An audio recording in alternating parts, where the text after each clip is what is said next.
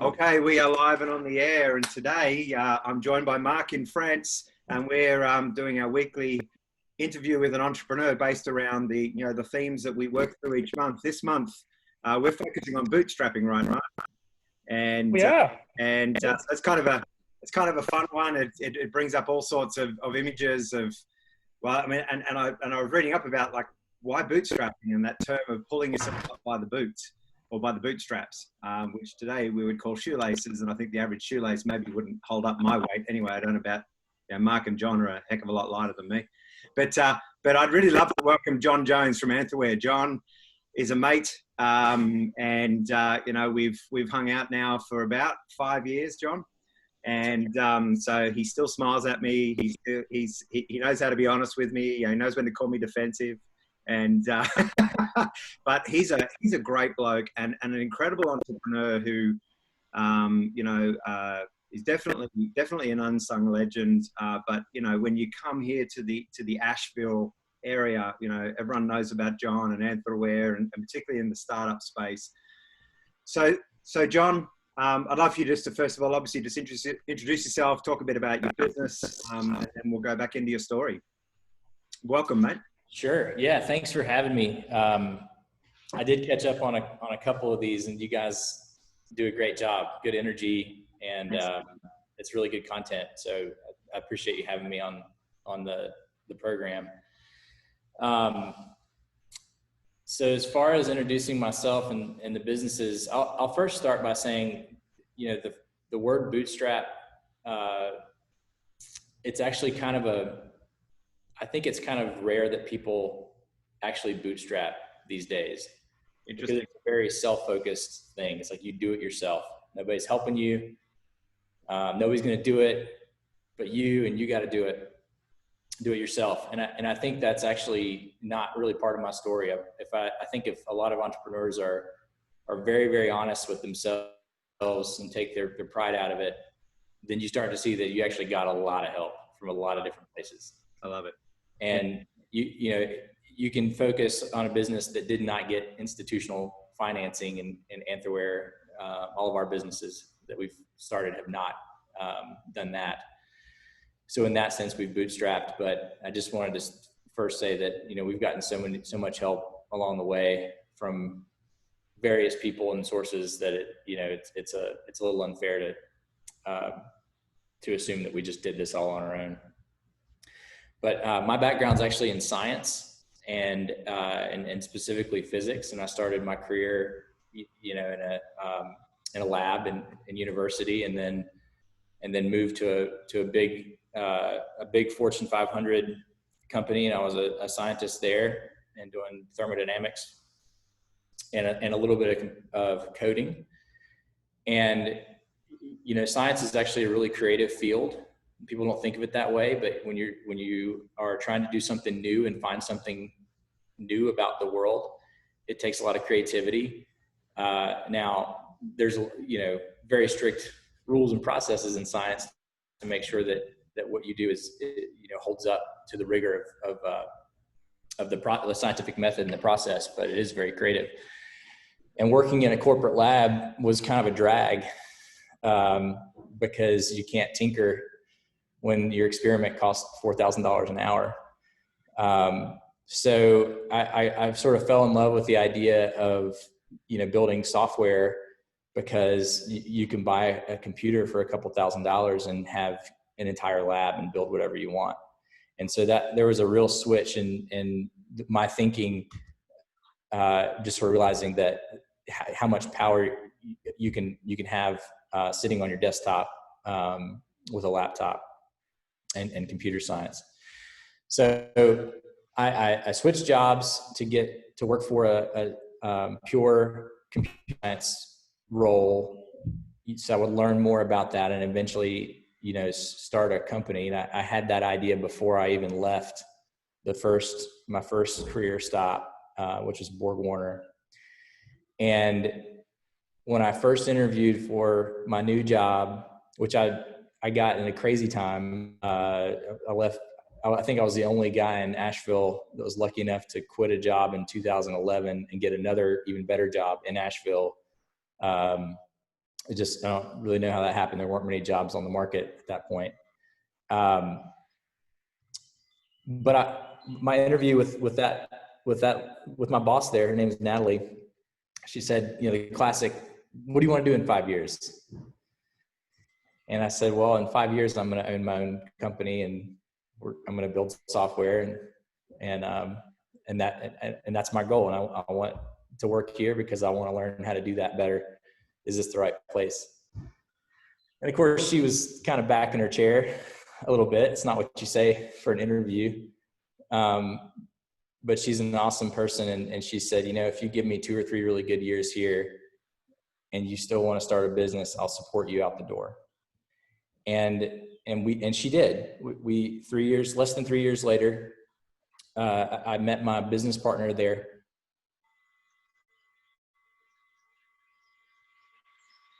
And we were a little bit frustrated with how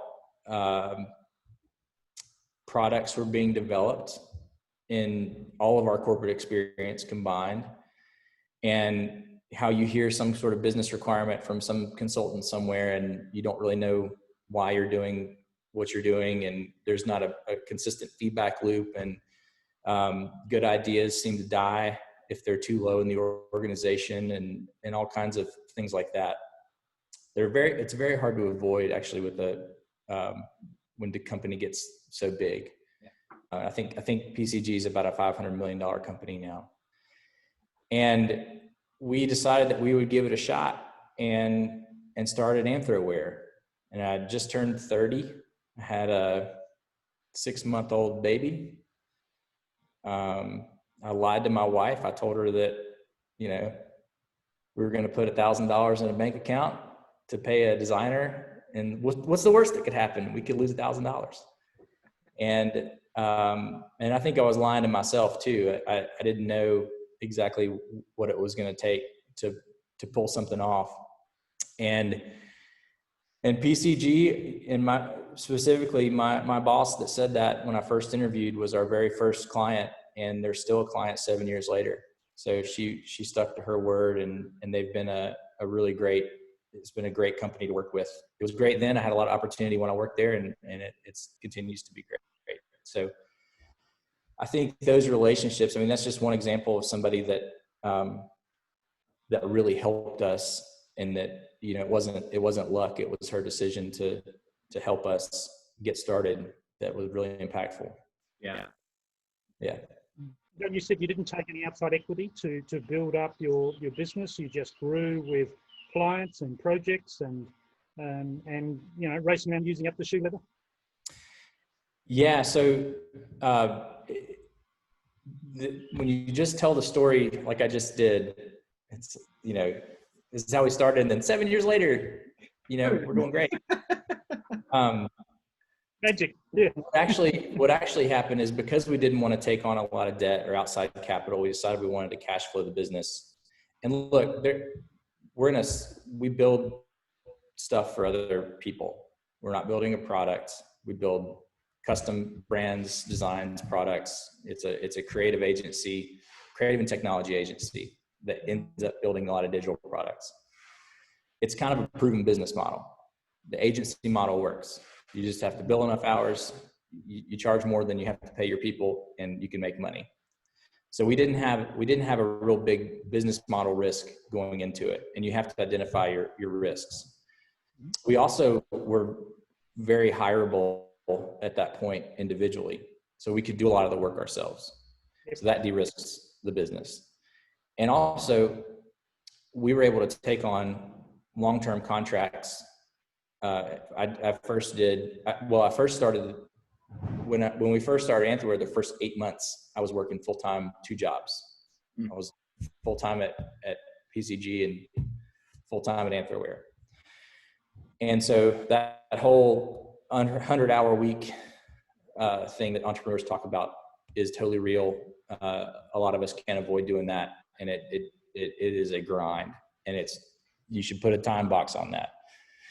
It hurts your friendships. It hurts your relationship with your wife. It hurts everything. It's just a lot of time to be doing something else. but you know, we had to do that. And then we pitched 4 contracts in the first couple of months, 4 RFP responses, and we won all of them. So we were able, and one of them was over 6 figures. So we were able to say, okay, we've got a 6-month runway to try this out, and I can work 20 hours a week as a contractor, as a safety net, and I could spin that back up or down if this totally fails. So we kind of hedged a little bit about, you know, how we were going to launch, but we literally started with $1,500 and no debt, and just to pay designers because we knew that. So you hustled pretty hard. You got out there. You pitched in a particular way on particular projects. You responded to tenders. You know, you did a lot of the long hours to experiment. I guess it wasn't, the knowledge about how to build wasn't necessarily there on your doorstep straight away. You just knew you had to work hard and fast. Yeah, and you know, we had a little bit of experience going into it, just being in the industry, but we had no idea how to run a business. So you have a lot of hard fought lessons early on, and the heartbreaks are much bigger. I mean, we lost. We won, and then the project got canceled a week later. You know, a $350,000 job 6 months in, and so there was a big celebration. And then like a week later, it's like, oh, actually, sorry, we're tightening our budget. We're not going to do this anymore. And so the emotional roller coaster you go through is really big too. But I will say, when companies start, I think all companies are like this, especially ones that are doing it without institutional financing, like an investor or, you know, whatever. You're feeling those bumps. Everything's on the line. Everything. It feels like the worst is just around every corner. And then you have like this, the next day you see all this hope, and it's a kind of a long-term mid to high level stress that you learn to deal with. But in the beginning, every company, their abilities to succeed is just based on the ability of the people that are there to get stuff done. There's very little process. There's very little efficiency. I mean, let's just be honest. It's just the ability of the people to go out there and self-start stuff done. Yeah. Years later, that if you're still trying to grow, that has to switch to like process, and allowing process to be the thing that allows you to scale. But when you first start out, it's just kind of that entrepreneurial drive. Yeah, and there's a lot of, sure, we can do that. Yeah, we can take that project on, or we can do this. And you kind of, I don't know about you, but I had the same journey or similar journey in the sense that I look back and go, can't believe we took that project on, even though it looked great and big. It ended up being a disaster, or like you say, it walked out the door. but there is also that kind of that spunk in entrepreneurialism where it's, you know it's in your wheelhouse, but you're not quite ready to deliver on it. But he's like, okay, you know, we got 3 months to prove this. And one of the things I talk about in the bootstrapping journey, my favorite is the client funded business, right? Basically, you've got contracts, and that funds the growth of the business, and you grow organically and so forth. And so I always say to my clients, my favorite investor is the client, you know. And in terms of, you know, being able to pick up a good contract. Hey, I love that. My favorite investor is the client. It's great. Yeah. And so they're even better than friends, families, fools, right? Because you don't have to pay the client back. You just got to deliver a great product. But it also pushes you into a space where it's like, we've got to think about delivery, not just a cool idea, right? We're not just coming up with something here. We've actually got to deliver to somebody. There's a bum on a seat already, as I would say. And we've now got to service that. And so, yeah, it's interesting. It's a big deal. Like, delivery is just as important or more important than sales. And so that's very skewed in our world today, the way that salespeople are compensated. And I totally agree. Yeah. And we do that differently at Anthroware, just as an aside. No, talk through that, mate, because I'd love you to share that with our community. So, because I know you do it differently. So. Yeah, well, so we don't have, basically in software sales, generally what happens is salespeople are on a heavy commission structure of some kind. Doesn't matter what kind, but there's better ones than others, but it's a heavy commission structure. So you have a base salary, and then you make a lot more money by selling these big contracts. I'll tell you an example of why that's bad. Last year we had a pretty big, like a mid-sized job for us. And we got to the point, all the way to the point where we were ready to sign the contract. We had a master services agreement made. We agreed on price, everything. And some red flags started to come up. The contract was already out there. And so you imagine being a sales guy and you've worked really hard for 7 months. We have a very long sales cycle, and you're going to sell, $500,000 job and get 10% commission on that. And then the CEO of the company, before the ink has touched the paper, at the very last minute says, "Hey, there's too many red flags here. We need to pull out. This is going to be a disaster." You're incentivized, in other words, with a heavy commission structure, not to make great choices for the company or great choices for the delivery side. You're incentivized to close deals. Another thing you see is that you're able to, maybe if I'm heavy commission based, I'm going to push that product over as, a $400,000 project to close the deal instead of what it should be as a $500,000 project. And now the delivery side is already limping before they've even started because it's an undercapitalized project. So what we do instead at Anthroware is we pay salespeople a real salary, and then we have a bonus structure that the whole company is a part of that we look at every year and say, okay, number one, our sales is a big deal. That's what gives us the work to do well on. And then we measure project health. We do it every 2 weeks. We have a meeting with all the department heads, and we look at project health. We look at company health. We look at utility. We look at how our EBITDA is tracking. We look at all that stuff.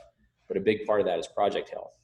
And that's scored by, are we communicating well? Are we on time? Are we on budget? Is the client happy? Is our team happy? Different things like that.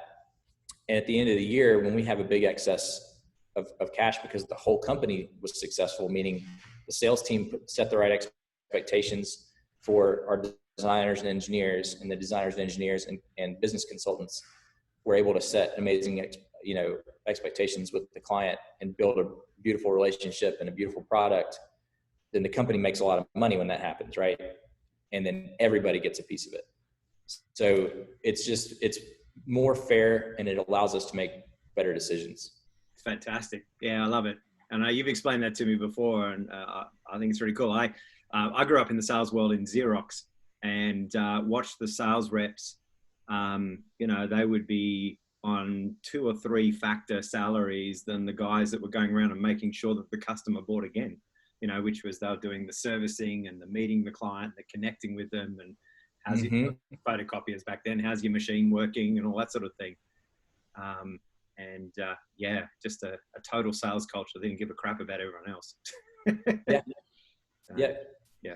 And I like salespeople. Look, I mean, I love salespeople. I'll talk to them sometimes when they call me and they're trying to sell me something, because they're human beings and it's an important job for the lifeblood of the company. Right. But I think there's a really good way to do it, and sort of a less good way to do it.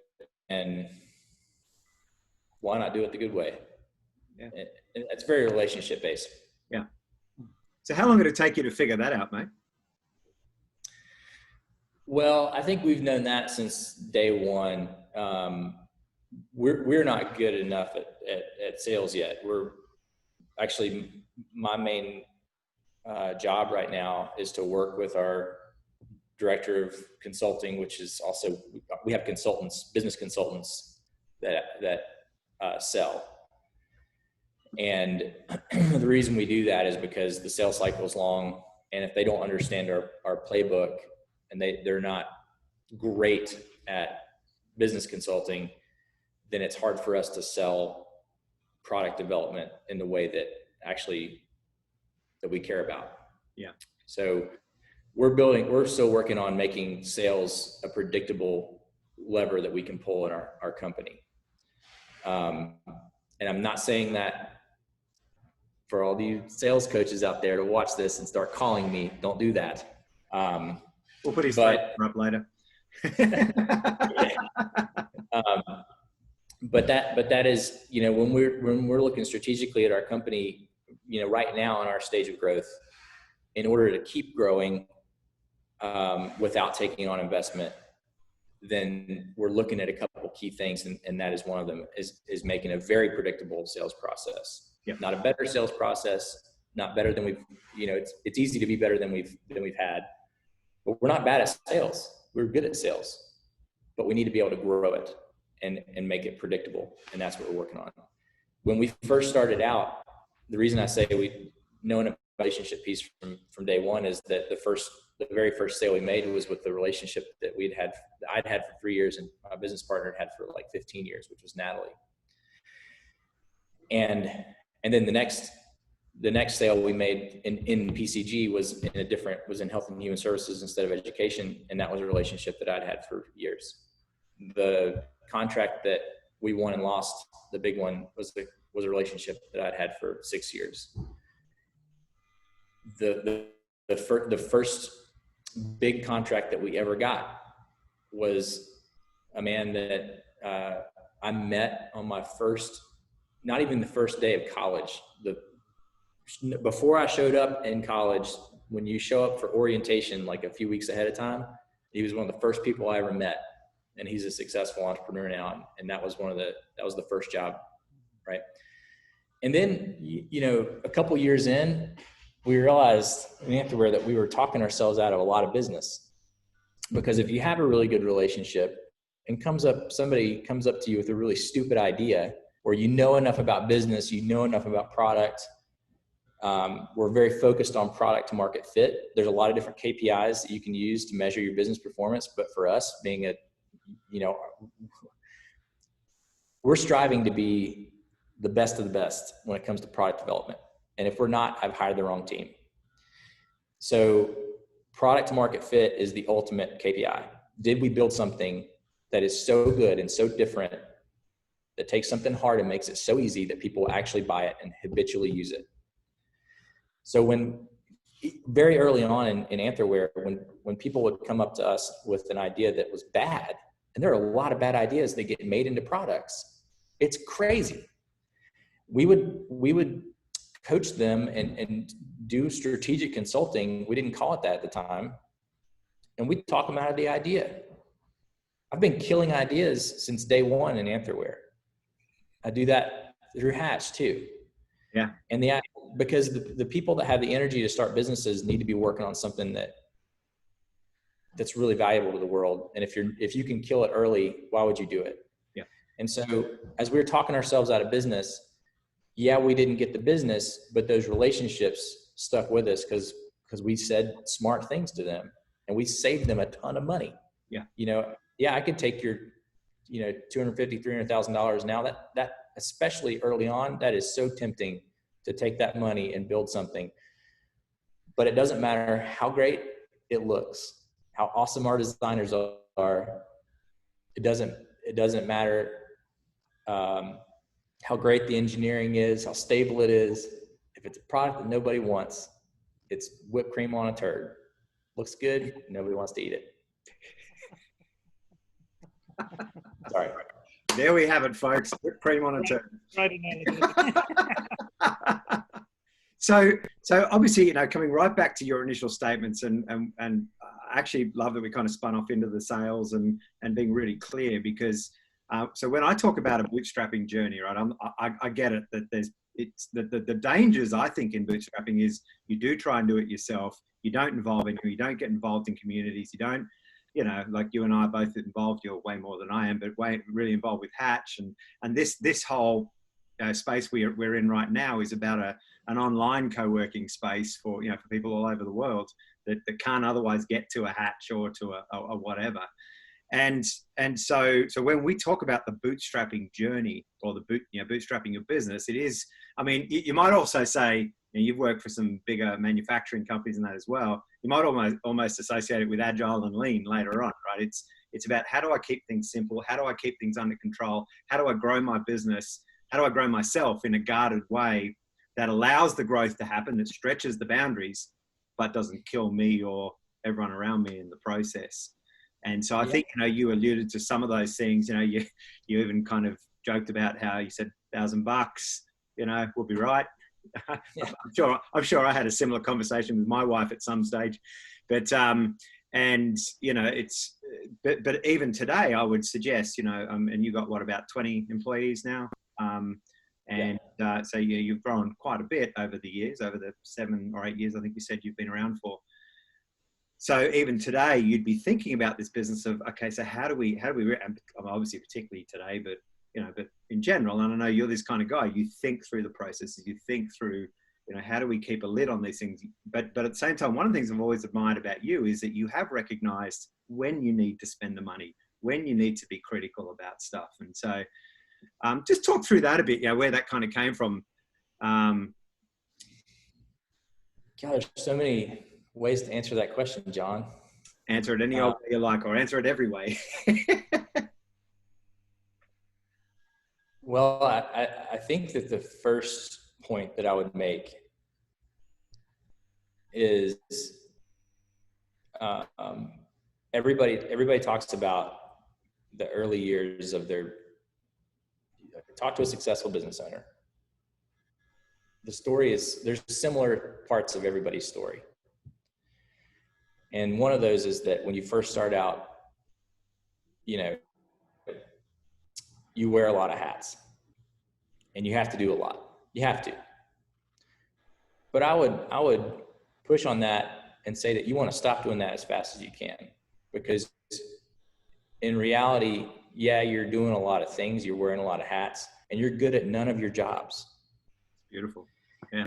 And so when you get, if you're growing willy-nilly and you're not thinking strategically, or you're just taking the success as it comes, and then you're kind of at the mercy of what comes your way.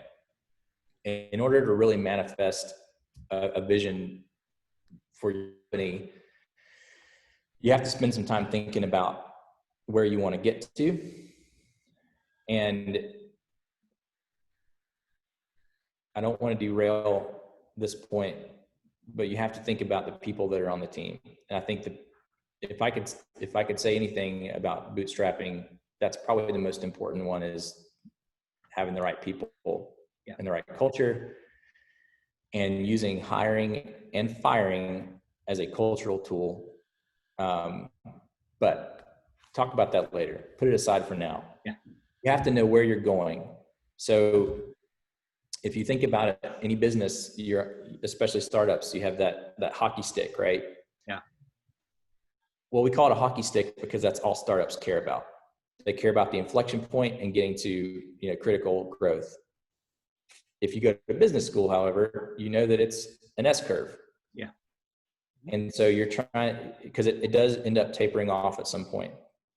Your value prop, your market, you reach saturation, there's competing factors, something is going to taper that off. And if you don't do anything, it ends up being a bell curve, and it goes all the way down, and you just die a slow death. And so in business, it's smart to think about, even if you've just started out, what is the first S curve for me look like? What's the fully realized Anthroware 1.0? And, you know, for us, we very practically thought about the type of work that we love to do. What does Anthroware build? We build digital products. That means we have to have an awesome understanding of brand. We have to have great researchers. Anthropology is in the name, right? Like we study humans to understand what is actually wrong with their life and how we can fix it in a delightful way with a digital product. We have to have great designers because all the stuff that we love to use is beautiful and easy. We have to have great engineers especially because we're in these highly regulated industries like healthcare and education, insurance. So part of that is building out the right skill sets. And then part of it is like, okay, our favorite size job is $1 million, you know, couple thousand hours, like whatever. And I'm kind of pulling that stuff out of thin air a little bit. But let's say it's $1 million and it's a company that does only $1 million in revenue a year.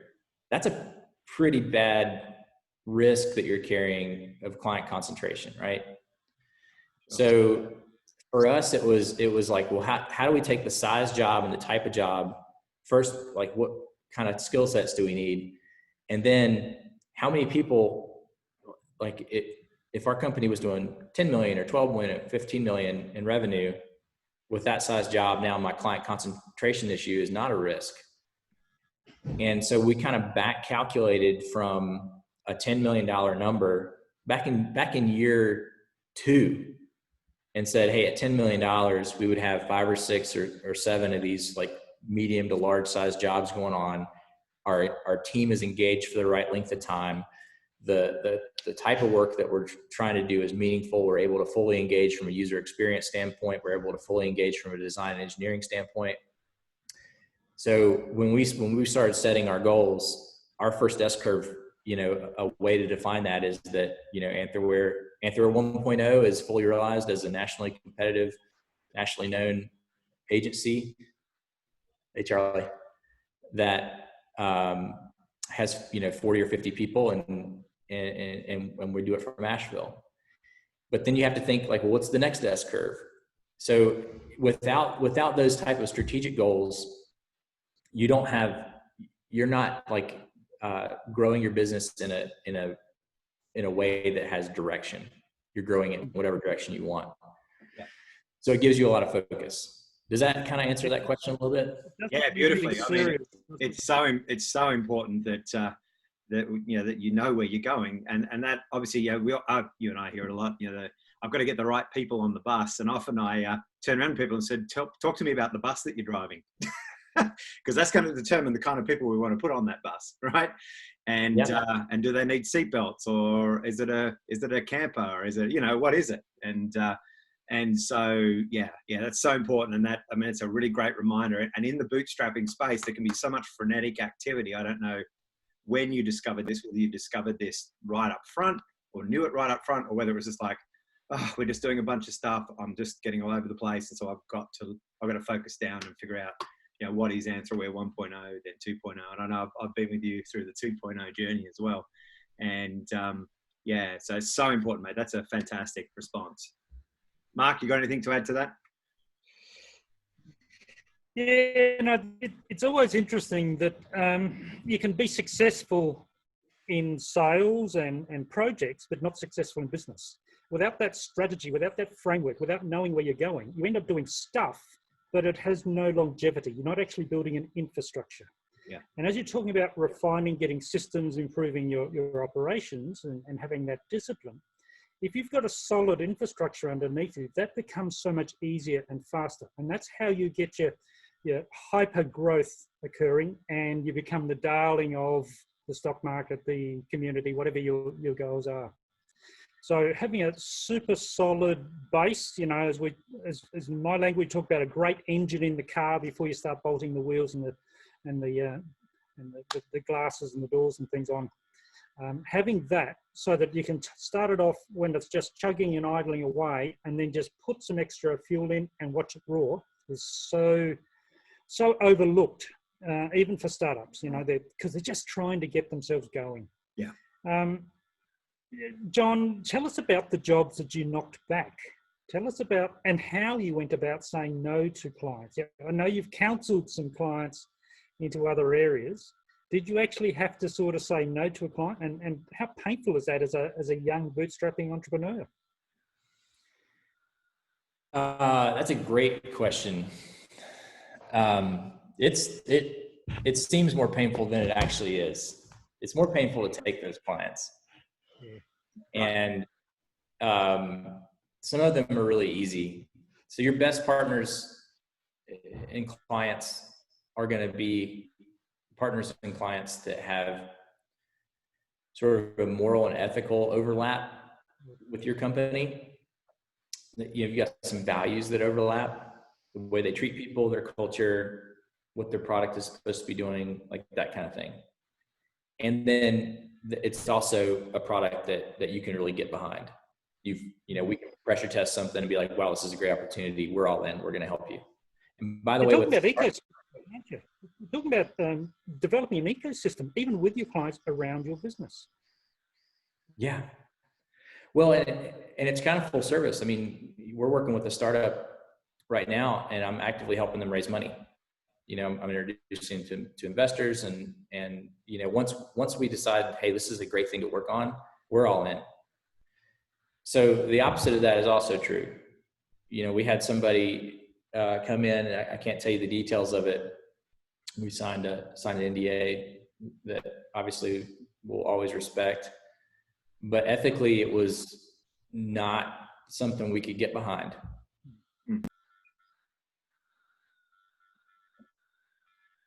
But it was just not something that we'd be proud of.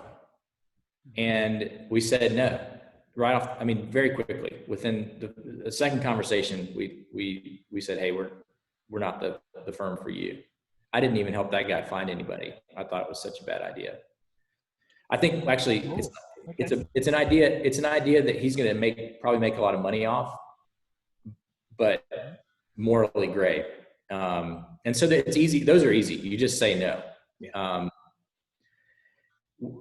When we were really young, it's harder to say no. And everybody's like, oh yeah, when you first start, you have to take everything that comes your way. Well, you don't. And if you want that type of work forever, say yes to it, because that's what makes you get that type of work forever. If you have a vision to be, like for us, it's like, top 1%, first go back to first principles product development from a business side, a design and research side, and an engineering side. If that's your goal, then don't take the stuff that the commodity level stuff that anybody can do. But it doesn't stop growing at hyper speeds, does it? Because you're saying no to some clients doesn't stop the great clients walking in the door. You leave capacity open for those clients. Exactly. It's not just about maintaining a high utility and billing a lot of time. It's about managing the utility so that you have capacity to grow and take on clients. And if you've done that strategic thing and you know that you're trying to grow at 90+% compound annual growth rate instead of 20, then you can manage how much capacity you need to keep on the team. But yeah, saying no to clients is a massively important thing. Culturally, it's important culturally that your team believes in. If I'm telling my team that we want to be up here and we take, crap down here, then they're not going to believe anymore that I think as a leader, that I think that they're this good. They're going to think that I think and they'll find someone else who is at least a notch higher than you. And that's when you start to lose them. It's interesting. Somebody said to me the other day, I'm a business coach, but somebody said, well, what's a great question to ask a business coach? I said, how about you ask them if they've ever fired a client before? and they said, oh, and they just to watch them think about it, they first of all recall and they thought about it and thought, I said, well, if that coach has fired a client, that means they're serious about your business, right? That means they're serious about you making improvements, or they're real to you, and they're okay that if you're not doing whatever it is that you're agreeing to do, then you're not part of their deal. And so that ability, I've fired clients before, and it hurts like crazy.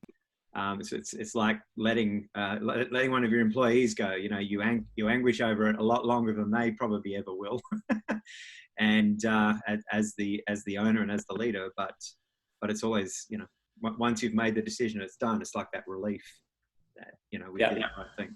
So. No, that's fantastic. So it's been interesting today, and I just what I'm to do is kind of, you know, put the landing gear down now, and so some really great things have come out of today. Was we went on a journey of talking about sales. We talked and sort of went into I call it the human condition of what do I want? You know, what is it we want of a business? But I think that problem of what do we want in business actually stems from the fact as human beings we're not very good at asking ourselves what we want, and then it flows into a company, right?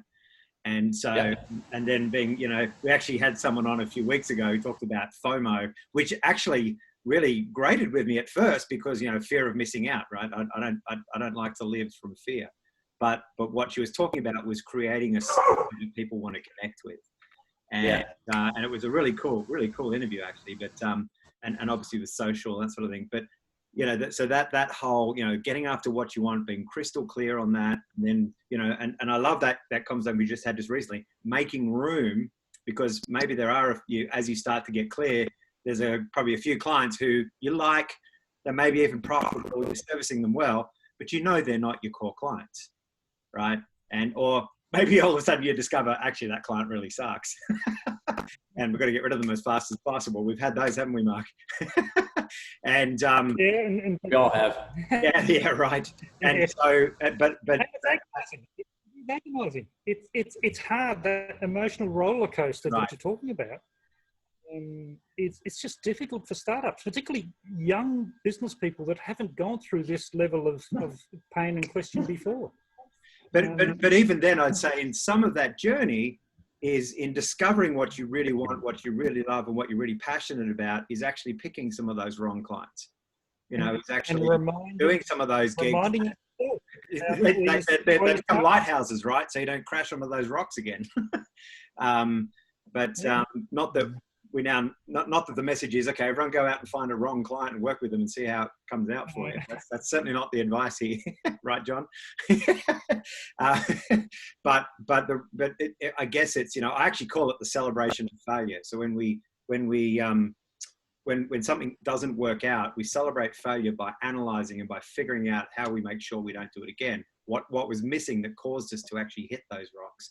And I think, you know, you talked about it beautifully, John, in terms of articulating the journey. This is what we want to be. This is where we want to get to. And then recognizing, as you say, the S curve, you know, recognizing that there is a tapering off, and we need to, you know, product improvement or business improvement. We need to then go for the next big thing.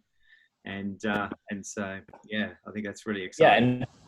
And by the way, we're already thinking about our next S curve. Oh, I'm sure you're investing in that now. Yeah. And now, go ahead. Sorry, what was that, Mark? Your ideal client changes over time. You know, as John was talking about before, when you're small, you don't want all your eggs in one basket. You know, you don't want one client doing $1 million a year. It's way too much risk. You're much better off having 10 clients at 100,000 each, and then as you've grown your business from $1 million to $2 million, and you're up in the 10, 15 mil, well, okay, 10 or 15 $1 million clients is the new ideal client. And that continues to grow based on your strategy and based on the marketplace. Yeah. Yep. It does change over time, and, you know, so the people, and so your jobs.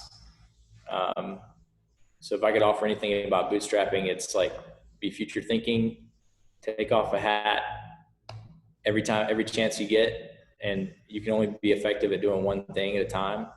So do the thing that's most important to the company, and then move on to the next thing once it stabilizes. You know, it's a really bumpy road, and everybody has had help. If you can find a successful person, it doesn't matter how successful they are, you could be really reaching, but they've had help, and they're probably willing to help you if you ask right, because we all need it. So, and I think in that, John, being prepared for the raw information, like you would say, look, this just isn't a good idea, or, you know, being prepared for that. Yeah, particularly if you find that right person who has it in their best interest to tell you in a nice way, rather than they're trying to push you off because they may see an opportunity. Yep. So. Yep.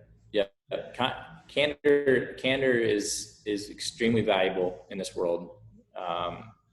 You want to receive that. Like, you want the person that's being candid to be very kind as well. They can both be on your side and give you really bad news about your idea. You know, but if they're kind and they're investing in you, they're doing that because they believe that that there's something there that you're going to be successful. So, yes, yeah, that's fantastic. That's fantastic, man. So we'll wrap that up there. I think that's a beautiful way to finish up.